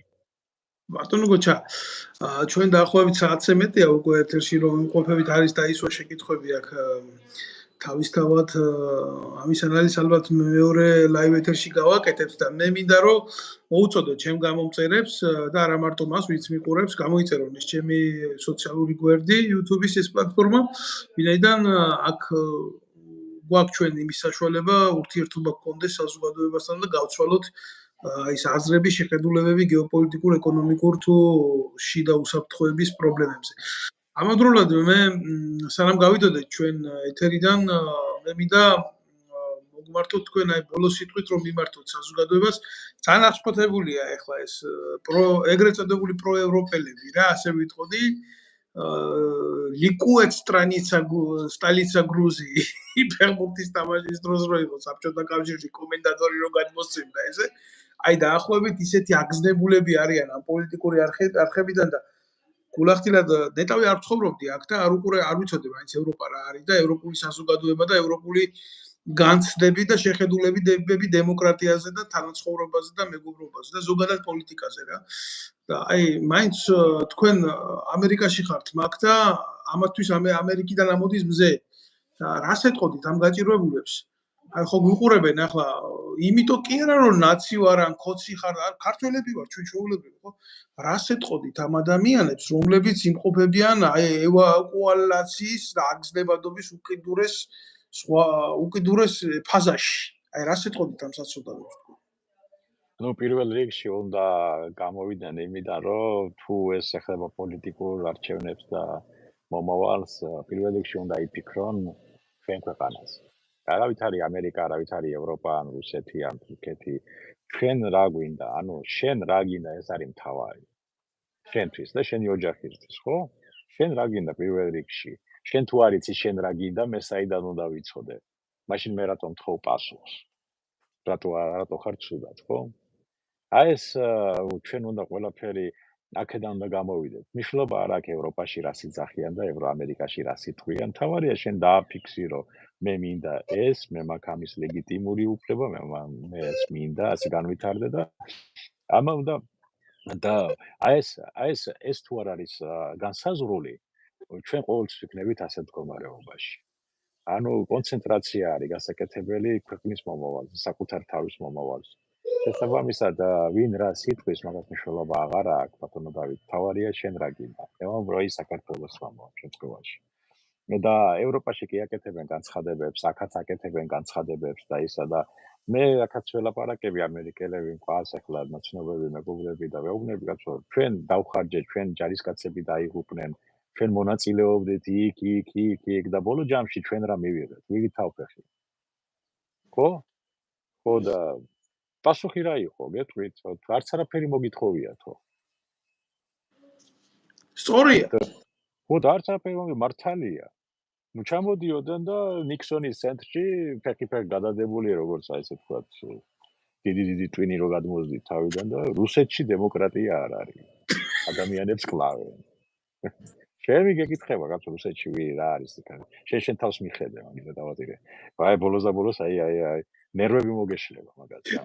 ეს მიდიოდა წლების მანძილზე მიდიოდა ეს. დიდი ბოდიში რა, აი ახლა უნდა ვთქვა ეს ძალიან სერიოზული ლაკმუსის თემა ანთეთ აი ამდენი უტვინოსთვის და ალბათ ეს უნდა ვთქვა აუცილებლად რომ 2 მილიონი ევრო დახარჯა საქართველოს საგარეო საქმეთა სამინისტრომ ალაფუშეტების მოწყობაში. გასულ წელს 2 მილიონი ევრო. და რა თქმა უნდა ეს ალაფუშეტები მზადდებოდა იმაზე რომ რუსეთში დემოკრატია არ არის. ხო და მე მინდა ნებისმიერ ადამიანს, აი ქართულს ჩვეულებრივ ადამიანს, ვისაც აკლია შვილზე მისატანი პურის ფული იქნება, კარაქის ფული იქნება თუ რაღაცა, უნდა იცოდე რა. უნდა იცოდე, თუ შენ მიზან მიმართულად არ მიყავს ამათი საქმე სამოქალაქო და სახელმწიფო პასუხისმგებლობისკენ, შენ ჩვეულებრივ თანამონაწილე ხარ შენი უბედურების რა. რუსეთში კი არა და აგერ საკუთარ ქვეყანაში ვერ შეგიცვლია დემოკრატიის საქმე და რუსეთში რას ის. ნუ კარგი არის ასეთი აზრებიც, არის ასეთი აზრებიც, რომ აი რუსეთს როგორ შეიძლება დაელაპარაკო კიდე ის კი, აგერ გაკეთა ესეთი მტერს უნდა ელაპარაკო ბატონო და მტერს უნდა ელაპარაკო. აი ახ უკრაინა და რუსეთი დღესაც დიალოგი მიდის კულისებს მიღმა. დღესაც მიდის არ შეჩერებულა. ხო, მაგიტომაც ეს მნიშვნელოვანია დიპლომატიური კანალი ყოველთვის უნდა იყოს, სასაუბრო თემები ყოველთვის უნდა იყოს, გამოსავალის ძიება ყოველთვის უნდა იყოს, იმიტომ რომ მოგწონს არ მოგწონს ამერიკა დიდი ქვეყანაა, მოგწონს არ მოგწონს ევროპა დიდი ის არის გაერთიანება, კაცო. და ეხლა მე გეტყვით ევროპა საქართველოში წლის განმავლობაში ღებულობს სარგებელს 5 მილიარდამდე ევროს საქონელს ყიდის საერთო ჯამში საქართველოში. საქართველოს ევროპაში რას ყიდის? იგივე თურქეთი, იგივე რუსეთი. შენ რუსეთის ტერიტორიაზე ყიდით რაღაც 100 მილიონის თუ 120 მილიონის ისა რა ქვია დოლარის ღირებულების ღვინოს და სამაგიეროდ ისინი ყიდიან 700 მილიონი ქონების იმას რა ქვია. ნუ რაღაცას საქართველოში. და ჩვენ რა აქედან? ანუ ჩვენ უნდა გადავიყვანოთ პრაგმატულ იმაში რა ქვია ეკონომიკურ ურთიერთობაზე. ეს ალაფურშეტებიც უნდა ემსახურებოდეს ისა, რომ ჩვენი ბიზნესები და ჩვენი წარმოებები იყოს წინწაწეული მათ ბაზარზე. ზუსტად მე მაგი ვიგულისხმე, მაგაში თუ ვიღაცა იქ პურშე ჭამს, ხო, ნამდვილად არა ვარ მაგის წინააღმდეგი, მაგრამ აი გეუბნებით რა, თქვენ ძალიან კარგად მიხვდით რა ვიგულისხმე ყველაფერში რა. ეს უნდა გაკეთდეს. თუ ეს გაკეთდა, იმიტომ რომ ვიღაცას ქრთამი მისცეს, რომ იმაზე არა თქვას რამე პარლამენტში, ევროპარლამენტში და შემდეგ ნუ ეს არის აი როგორ ვთქვათ, დაბალი დონის დიპლომატიაც არ არის. სამინისტროში თქვენ ვერ დამისახელებთ მე კომპეტენტურ ადამიანს, რომელიც მივლენილია ნებისმიერ ქვეყანაში და იცოდეს იმ ქვეყნის ან ტრადიცია, ან კულტურა, ან ისტორია, ან ერის გრძნობებზე ქონდეს წარმოდგენა, ან სიღრმისეულად ფლობდეს მის მუსიკას, მის ხელოვნებას. თქვენ ესეთ ადამიანს მე საგარეო საქმეთა სამინისტროში ვერ დამისახელებთ. რა გულახდილად გეუბნებით ამას. კარგი ბატონო გოჩა, მე ვიმშვიდობოთ თქვენ და თქვენ დავიმშვიდობებით ჩვენს ყურებს და ვისურვებდი რომ ისევე გქონდეს შესაძლებლობა თქვენთან საუბრის და თქვენთან ჩართვის და განსჯის ამ თემების ამ დონეზე. კი ბატონო, დიდი მადლობა ბატონო დავით მოწვევისთვის და დაგემშვიდობებით და მშვიდობიან ღამეს უსურვებ საქართველოს. კაი, მადლობელი ვარ თქვენთვის რომ თქვენი კატა გაგვაცანით. მე კიდევ ერთხელ ვიტყვი იმას რომ საქართველოში ნამდვილად არის იმის საჭიროება, რომ ამდენ ვირთხაში არსებობდეს ერთი პასპორტიანი კატა. ისე ბაზონო დავით ახლა საქმე მოიტანა კატა, ჩემი კატა ფელიქს კარლოვიჩი, მან უფრო იცის რა უნდა, ვიდრე ჩვენმა მთავრობამ. ჯერა. და ყველას ხო გამოიწეროს ეს ჩემი არხი და შემოგვერთეს აქ. კარგად ბრძანდებოდეთ. კარგად ბრძანდებოდეთ. გოჩა ვეტრიაკოვი იყოს არის ადამიანი იყო საქართველოს საზღვაო ძალების სარდალი და წლების მანძილზე ის იცავდა ჩვენი ქვეყნის ეროვნულ ღირსებას. გისურვებთ სიკეთეს და მშვიდობას, რაც მთავარია. ჭეშმარიტ მშვიდობას და არა ისეთ ქართული ოცნება რო გთავაზობთ. გაიხარეთ.